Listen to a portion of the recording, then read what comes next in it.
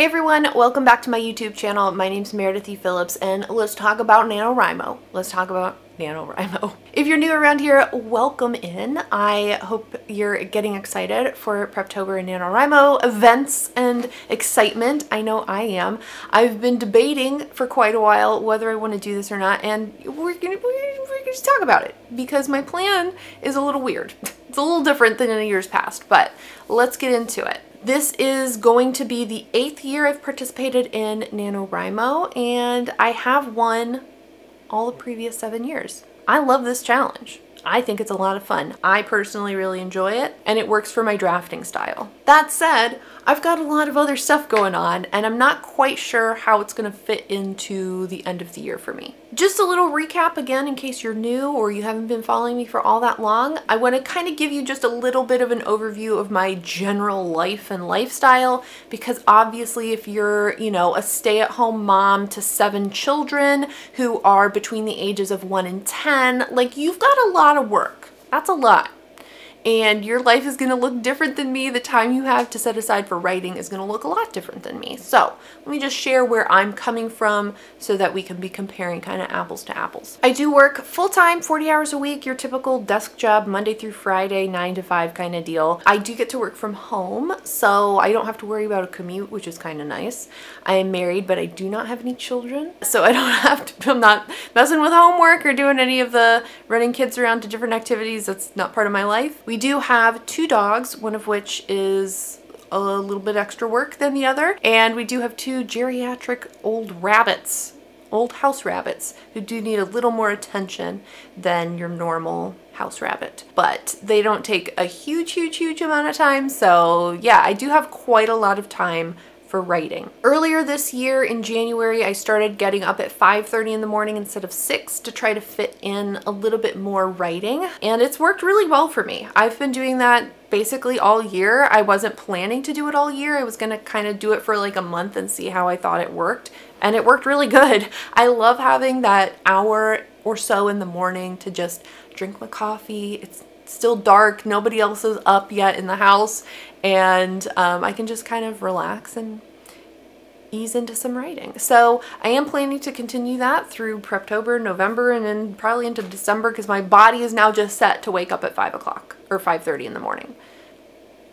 So I'm gonna get up. Getting up at 5:30 gives me about an hour or so before I then have to like start getting ready for work, but it's a nice little chunk of time. So I will definitely be using that to get some words in, and then I typically have time, maybe an hour or so after work, and then I usually have maybe another hour or so after dinner to do writing work. I don't necessarily always use like all of that time for writing, but I do have that kind of time available to me. The tactic I've used in years past that I'm again planning to use this year is I like to try to write 2,000 words a day as my minimum to hit, because that gives you a little bit of a boost. It gives you some extra words rather than aiming for the regular like 1,667 words. Also, it's way easier to say than 1,667 words. I can just say 2,000 and I'm done.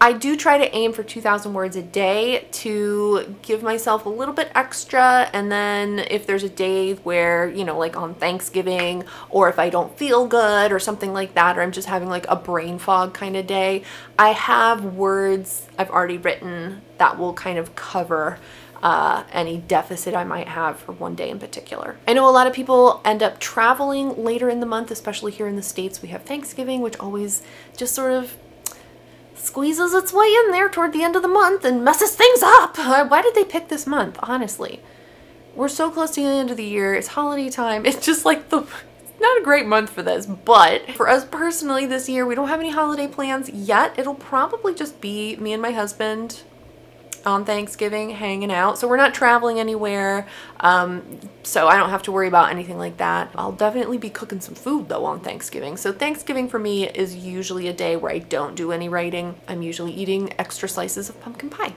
with too much whipped cream, because when else do you get to do that? In terms of YouTube, I am going to try to do vlogs during the month of November. I haven't quite decided what I want that to look like yet though. In the past, I've done vlogs on Tuesdays and Fridays, and I've tried to vlog like every single day and then do, you know, a video on Tuesday that shows you like stuff from the weekend and the week previous, whatever. But I'm not sure.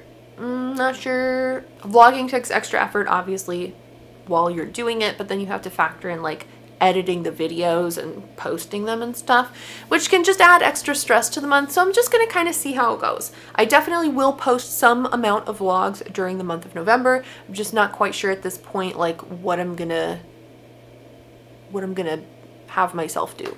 So let's chat about my actual project. If you've been following me this year, you know that last year for NaNoWriMo, I wrote a draft of a Regency romance, and I've been working on that thing nonstop practically the entire year. It's in a 5th draft stage at this point. I'm hoping that I can query it early next year at some point.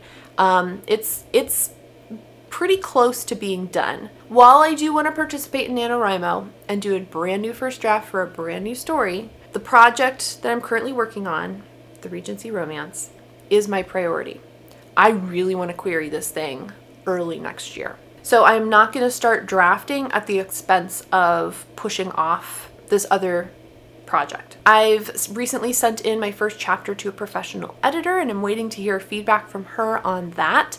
Once I do hear feedback from her, there's going to be obviously revisions to that first chapter, and I'm expecting also that some of her comments will then be applicable to other parts of the book, and so I'll want to do more revisions to try to make it as good as I can make it. So that kind of thing is going to come first. I'm also trying to finish up a query letter and a synopsis, because there's a mentorship program that I'm hoping to apply for later in October, and both of those things are needed to apply.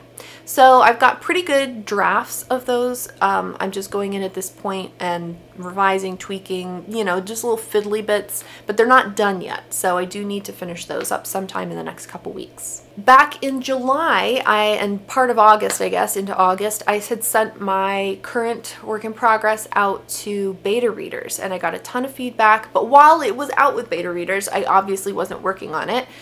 So I did start working on an outline for book 2. With the current Regency romance that I have and I'm working on and everything, there are a lot of opportunities for other stories in there. And I have thought of a lot of other stories. And I really would like to write the story for one of the characters who's in not a great position at the end of book 1. And so my project will be her story. And I started an outline and sort of notes and character ideas and all this kind of stuff back in July. I've kind of poked at it a little bit in the months since.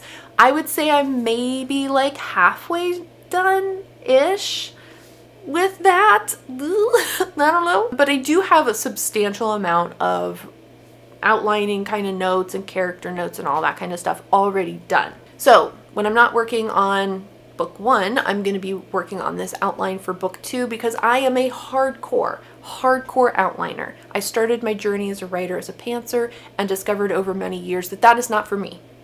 I am in awe of people who can make that work. It's not me though. It's not me. I will consistently write myself into corners, or the manuscript will just go off in some direction where it's like, what is happening? What are you doing? So I need that outline. I need it. I do a scene by scene breakdown of the entire book. Okay, it gets really intense. That's what I did last year, and I drafted in my opinion, I drafted the cleanest first draft I've ever done. It did need a lot of revisions. You know, we're on draft 5 of that, so clearly it wasn't perfect. I've rewritten the end, I've rewritten portions of the middle. It's gone through a lot, but it still was a very good first draft compared to other things I've done in the past. So that's my approach again this year. I am gonna be outlining every single breath that everybody takes and trying to then prepare to write, hopefully, a clean first draft. If my outline is not completed by the time we hit November 1st, I am not going to start drafting. I need that outline. I really, really do. And if I start drafting before that outline is really solid, I'm going to end up with a mess. That's just me, but I know I'm going to end up with a mess, and I don't want a mess. I want something that is usable and not this giant mountain of garbage. So if we get to November and it's not ready, I'm going to keep working on the outline until I personally feel that it's ready and I feel good about drafting. That does mean that I might start drafting on like November 15th or something, and there's no way that I'm going to write 50,000 words in 2 weeks. So, I mean, maybe, but probably not. I'm not super concerned about winning NaNoWriMo this year. If I can start on November 1st and I hit 50,000 words by the end of the month, awesome. But my focus is quality, not quantity. And my focus is, again, that first book and getting that kind of cleaned up and ready to go, rather than this second book. And I'm just going to have to be okay with that. It does pain me a little to think about not doing 50,000 words, but we're just gonna let this year be what it's gonna be. We're not worried about winning. I've won in the past. I know I can do it. I don't need to prove anything anymore. So we're just gonna write when we feel ready to write. At this stage, I still need to add the book as a project to the NaNoWriMo website. I do not have a title for it, as per usual. So I have no idea what I'm going to call it. It'll probably be like Regency Romance Book 2, like something really creative like that, I know. But yeah, I'm really excited. I really want to write this book. I think it'll be a lot of fun, partly because the characters are very different than the two characters I have in the first book. Just in terms of like their personality and what they're going after in life and all that kind of stuff. And then also the plot, I feel like obviously the plot is going to be different. Good job. Actual professional writer here. Yeah, the plot will be different, but the plot will be a little more, I don't think it'll be quite as much of a slow burn as book 1 is. So I think that'll be fun to play with. Anyway, those are my plans for Preptober. Those are my plans for November and NaNoWriMo. I'm excited. I'm excited to see how far I can get with all this by the end of November. Let me know if you're participating this year, or if you're still thinking about it, or if you are participating, what you think you'll be working on. If you liked this video, give it a thumbs up, and if you haven't already, you can click the subscribe button. I usually post videos on Friday. I know this one's going up not on Friday. I don't know what's going up this coming Friday. I do post videos. So, I also have some shorts coming up.